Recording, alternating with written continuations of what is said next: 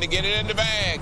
Randy, you trying to flunk this test? No, sir. Once upon a time, in a land where billionaires feared nothing except bad PR, a noble CEO decided to descend from his mahogany throne, glue on a wig, and mingle with the peasants. And just like that, a TV show was born, Undercover Boss.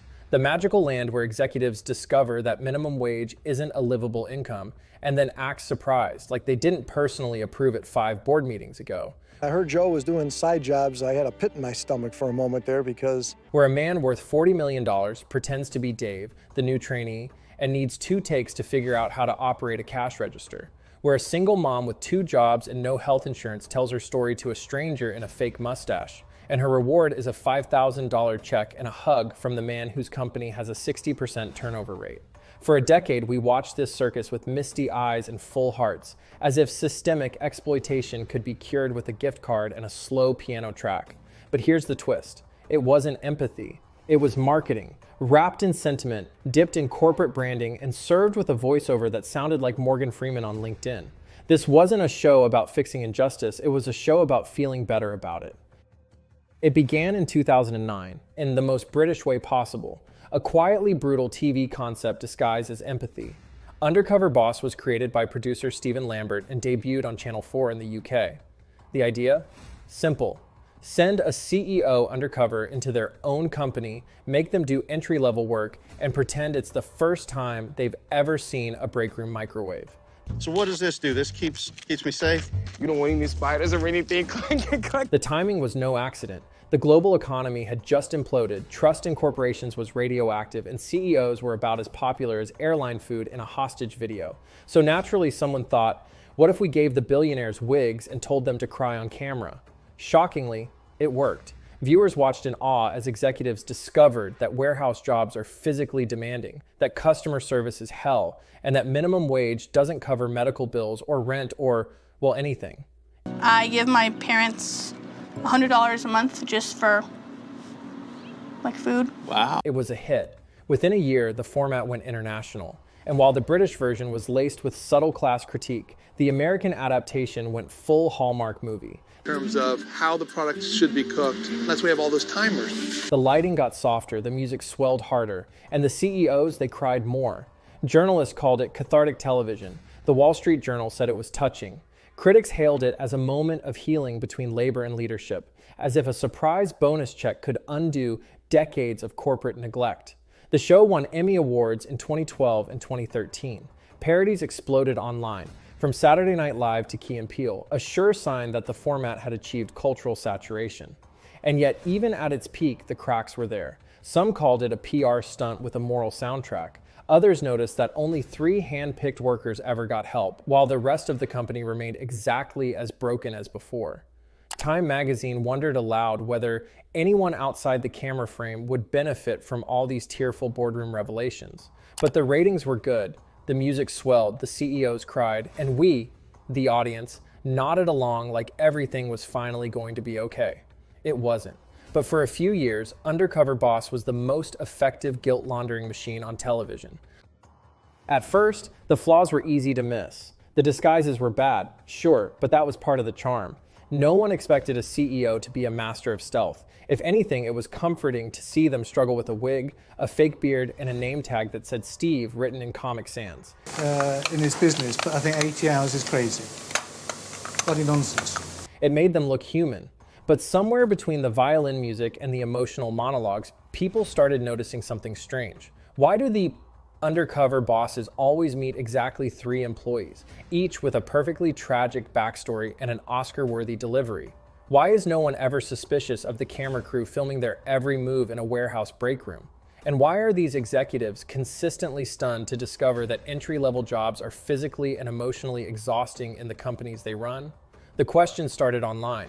Reddit threads, YouTube comments, think pieces from the usual suspects. But the suspicion wasn't just aesthetic, it was structural. And I'm gonna do all I can here to make sure she's okay. And then came the first signs that Undercover Boss wasn't just naive, it was dishonest. A former employee from Shopper's World, years after her tear-jerking episode aired, revealed that the dream wedding she'd been promised on camera, it never happened. And I'd like to offer you a $15,000 signing bonus right now.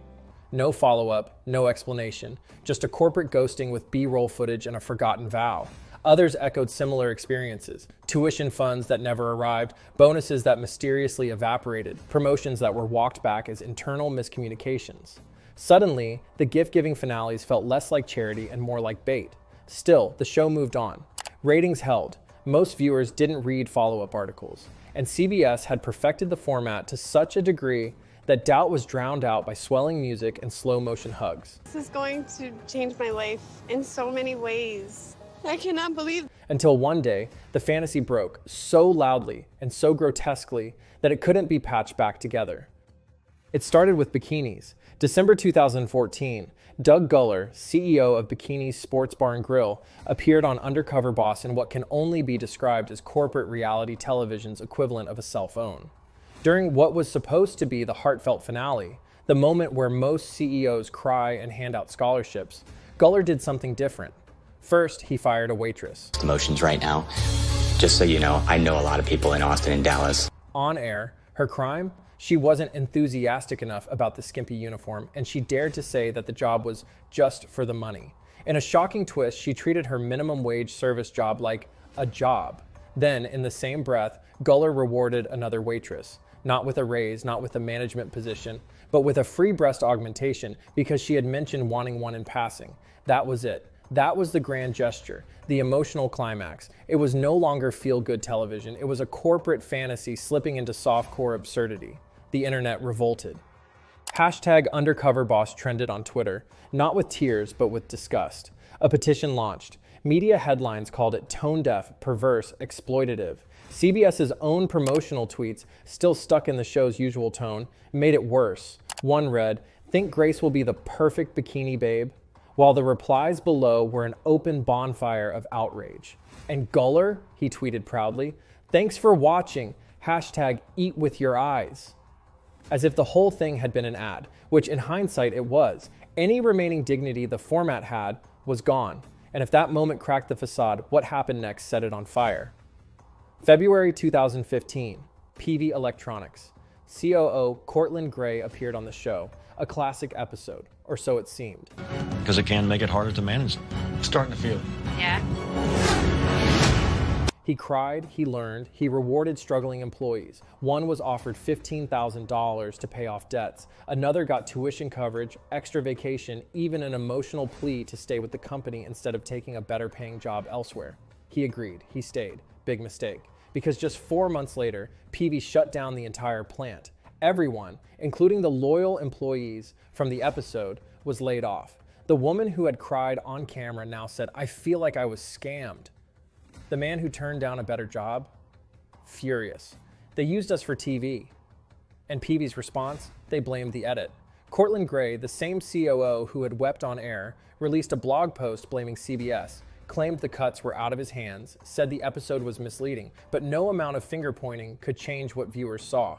A company that had promised redemption and then delivered betrayal. The Washington Post called it a PR liability in disguise. Others simply called it proof. Proof that the show wasn't about changing lives. It was about appearing to care. By this point, even elected officials wanted in. Enter Bill Peduto, mayor of Pittsburgh, who became the first sitting politician to appear on Undercover Boss. I am Bill Peduto, and I am the 60th mayor of the city of Pittsburgh. He handed out $155,000 in personal checks to struggling city workers.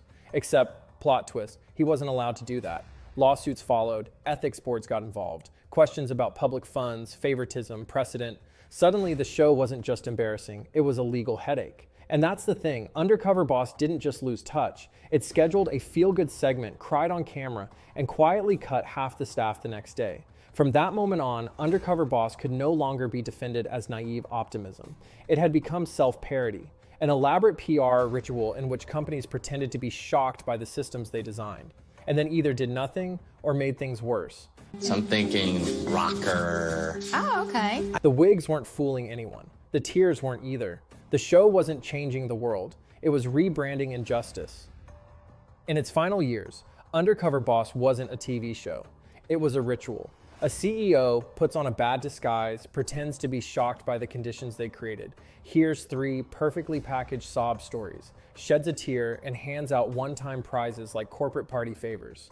Then they leave. No follow-up, no consequences, just another 43-minute illusion. The show sold itself as social commentary, but it was really a polished PR campaign, and it used real people with real problems as set dressing. Plenty of those workers never got what they were promised. Wedding funds vanished, tuition went unpaid, promotions turned out to be fictional, and when that truth surfaced, the show shrugged or spun it away in post-production. Was shocked. I was expecting a younger person, but everybody gets a chance. But that wasn't a bug, that was the system. Undercover Boss wasn't designed to fix anything. It was designed to appear like it cared. It offered catharsis without change, emotion without action. And what's worse, the executives knew. They weren't shocked their workers were struggling, they were shocked they had to face it. And the show made sure they only had to do it once. There was never a follow-up, never a policy change, never a moment where a company came back and said, we fixed this for everyone. Because that wasn't the point. The point was the performance of care, the illusion of change. The real fixes, better wages, labor protections, collective dignity, were never on the table. Just enough sentiment to ease the guilt, and just enough silence to avoid accountability. You rush through it, they could be scarred for life. And when the ratings collapsed, no one tried to save it. Not the networks, not the CEOs, not even the viewers. Because deep down, we knew it was always fake. The only real thing was the pain of the people who believed it wasn't. For a brief moment, it really felt like it could matter. Not every episode was a lie. Some workers did get their lives changed, permanently. Some companies did implement new policies. And for many viewers, Undercover Boss was the first time they'd ever seen a CEO cry on behalf of someone below the VP level. It cracked open a window. The format wasn't always profound, but it did something unusual. It pulled executive power into public view. For once, CEOs weren't behind podiums or in earnings calls. They were in hairnets and break rooms. It showed that boardroom decisions have human consequences, that the people keeping businesses alive are often the least protected, and that empathy, however staged, has currency in public life. That matters, even if it didn't last. It's amazing. For once, the big mouth has no words. And maybe that's the show's greatest irony. In trying to look human, Undercover Boss occasionally became human. Despite its design, despite its flaws, it left traces. Workers shared their stories. Viewers saw things they weren't meant to. For a few years, it became harder for corporations to pretend they didn't know. That's not nothing. But let's not confuse exposure with accountability, or performance with progress, because at the end of the day, most of what the show offered was a fantasy. That change can happen through one good deed, one teary speech, one symbolic gesture. That structural problems can be solved with a check and a hug. That empathy is enough. It's not. I got you saying a bunch of things about our customers. I did. That are really not very nice. And maybe that's the real legacy of Undercover Boss. It showed us what change looks like on television and reminded us how different that is from the real thing. So here's the question. If we needed a reality show to teach us that workers deserve dignity, what does that say about our reality? Like what you heard?